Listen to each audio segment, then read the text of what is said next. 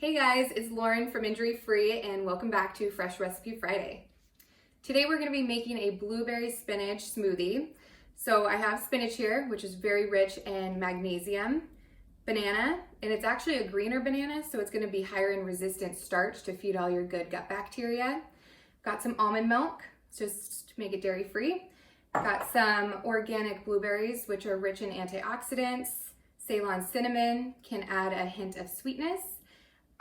And I have some collagen powder, which is really great for healing your gut, as well as some chia seeds, which are rich in omega-3 fatty acids, anti-inflammatory, and a good source of fiber.